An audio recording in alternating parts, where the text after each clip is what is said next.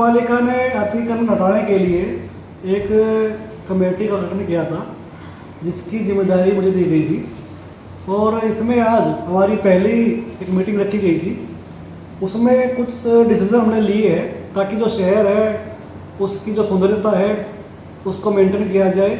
और जो एक समस्या सबसे बड़ी आ रही है, जाम की समस्या है और अतिक्रमण जो इंक्रोचमेंट है, काफ़ी बाहर तक दुकानदार आ गए हैं, वो जो समस्या है उसको निपटाने के लिए, उसको दूर करने के लिए और परमानेंट एक समाधान निकालने के लिए आज ये मीटिंग की गई है।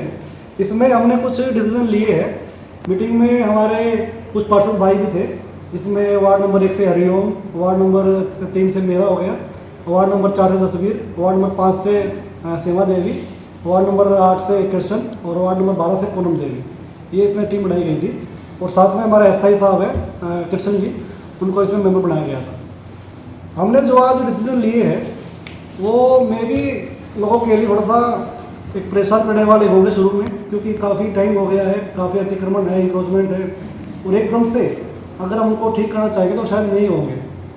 तो हमने शुरुआत की है कि जो सबसे पहले दुकानों की जो शेड होती है बाहर, छज्जा बोल लीजिए, शेड बोल लीजिए, वो जो होती है उसकी लंबाई 5 फुट से ज़्यादा नहीं होनी चाहिए। क्योंकि अभी देखा है कि दुकानें जितनी लंबी है उससे ज़्यादा लंबाई आगे उनका छज्जा होता है, शेड होती है, उससे परेशानी होती है। तो 5 फुट की लिमिट आज तय कर दी गई है दुकानदारों के लिए। साथ में जो शेड की जो बेस, उनका जो सपोर्ट नीचे लगाते हैं पाइप, उनके बारे में भी ये निर्णय लिया गया है कि वो पाइप जो है दीवार में लगाए जाएंगे, तिरछे करके उनका जो सपोर्ट है वो दीवार में लगाया जाएगा। और दीवार में जो है नीचे बेस के लेवल से कम 3 या 4 फुट ऊपर होगा। दूसरा जो हमारा नाला है, अभी नाले के ऊपर सामान रखते हैं दुकान वाले। कई बार ये बात भी आई है कि नाले की परमिशन दी जाए कि नहीं दी जाए। तो अभी ये डिसाइड किया गया है कि नाला हमें पूरा क्लियर चाहिए, क्योंकि नाले के ऊपर कुछ लोगों ने अपने परमानेंट कंस्ट्रक्शन कर रखी है, वो भी गलत है। किसी ने पैडी बना रखी है, किसी ने अपना परमानेंट कोई काउंटर बना रखा है, वो भी गलत है।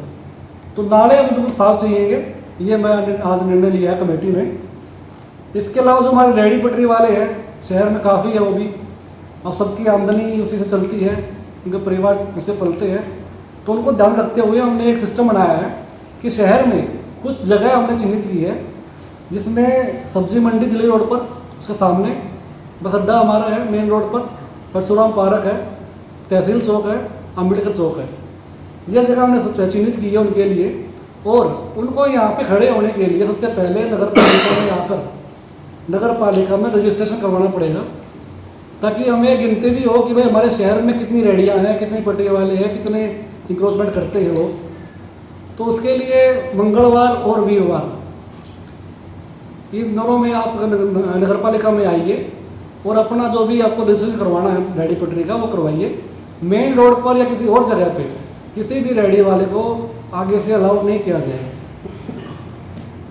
इसके अलावा जो रेहड़ी वाले होंगे उनको हम एक MC प्लेट देंगे, एक उनको ID कार्ड देंगे, मान लीजिए आप, जिस पे उसके पास एक परमिशन लिखित में होगी, ताकि कोई चेकिंग वाला जाए तो उसको दिखा पाए कि मैंने परमिशन ले रखी है आपकी खड़े होने की। और बाकायदा उनको जो खड़े होने की जगह होगी वो पेंट करके वो 6 बाय 4 की जगह को दी जाएगी, जिसमें कि उनको एक लिमिट तय हो जाएगी कि आप इससे आगे नहीं आएंगे। तो इसमें ये सारी चीज़ें आज डिस्कस की गई है। इन सब कामों के लिए हमने 15 दिन की टाइमलाइन फिक्स की है कि 15 दिनों के अंदर अंदर आप अपना शेड, अपने सज्जे अपने ठीक करवा लीजिए। जो रेहड़ी वाले हैं वो यहाँ पर आकर के पहले टेम्परेरी अपना रजिस्ट्रेशन करवा दीजिए। उसके बाद ये देख कर कि कितने रेहड़ी वाले यहाँ पे आते हैं, फिर हम जगह चेंज करेंगे, उनको जगह लोड करेंगे। इसके लिए हम अनाउंसमेंट भी करवाएंगे रिक्शा वाले घुमा के बाज़ार में, ताकि लोगों को पता चले कि क्या आने वाला है। वो जो हमारी मेन बाज़ार है उसके लिए उस बाज़ार में हमने डिसाइड किया है कमेटी ने कि उसमें कोई शेड नहीं अलाउड होगा, क्योंकि वो गली है, सेंट्री गली है, तो उसमें शेड अलाउड नहीं किया जाएगा। कोई भी आपके शेड है उसको परमानेंट हटा लीजिए।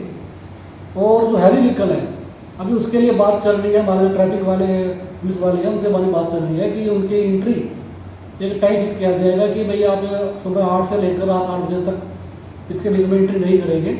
आपको लोडिंग अनलोडिंग करनी है तो उसके बाद में कीजिएगा। तो ये आज हमारी बात हुई है। इसके अलावा अगर कोई दुकानदार इस टाइमलाइन के बाद भी इसको नहीं मानता है, हमारी जो कंडीशन है उनको नहीं मानता नगर पालिका कंडीशन को, तो 2500 रुपये उसका चालान किया जाएगा पहली बार में। और अगर वही दुकानदार दूसरी बार फिर से अगर कोताही बरतता है तो फिर उसका अगला जो चालान होगा वो 5000 रुपये का होगा। तो पहला चालान 2500 रुपये का, दूसरा चालान 5000 रुपये का, और तीसरी बार अगर वो पकड़ेगा दोबारा से तो फिर उसकी दुकान को हम सील कर देंगे। ये मैंने निर्णय लिया गया। धन्यवाद। इसमें नवीन जी, जैसे पार्किंग की जो समस्या सबसे पहले वो आ रही है, क्योंकि बहुत सारे गांव से बंदे आते हैं, रोड पर व्हीकल खड़े कर देते हैं।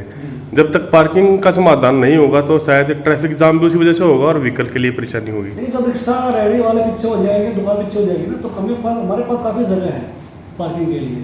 साथ में दिल्ली चौक पर पार्किंग में बनाई गई है नगर पालिका के ऑफिस में, और थाना क्लास चौक पर भी अब पार्किंग के लिए हम प्रयास कर रहे हैं।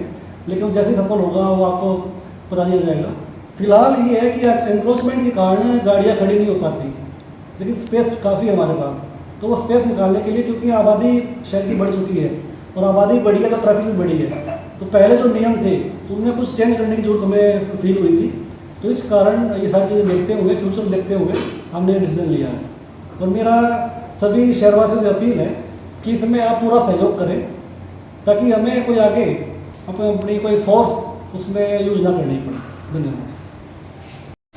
क्या बताना चाहोगे सेक्रेटरी साहब आज के बारे? मेरी जितने भी अपने दुकानदार भाई हैं उन सब से अपील है कि वो इस काम में हमारा सहयोग करें, और जो हमारी कमेटी ने उनके लिए चीज़ें तय की हैं कि भाई जो अपना बाहर उनका स्टर है ना, वो जो आगे उनकी टीन शेड है उसकी जो लंबाई है वो 5 फुट से ज़्यादा ना हो, इस टाइप से। ये हमारे 3-4 पॉइंट है कि नाले से इधर कुछ ना रखें, वो इसमें हमारा सहयोग करे, और सहयोग करके वो शहर को जाम मुक्त बनाने में हमारे सबका आपस में योगदान ऐसा रहे कि, और इससे आम जनता को या फिर यहाँ से जितने भी शाम तक लोग गुजरते हैं उन सबको राहत मिल सके। सर, क्या कुछ पॉइंट है, 3-4 पॉइंट तो आप बता रहे हो कि किन किन पर ध्यान रखा जाए? हाँ, सबसे पहला तो हमारा पॉइंट ये है, जो उन्होंने टीन शेड लगा रखा है उस टीन शेड की जो लंबाई है वो 5 फुट से ज़्यादा ना हो।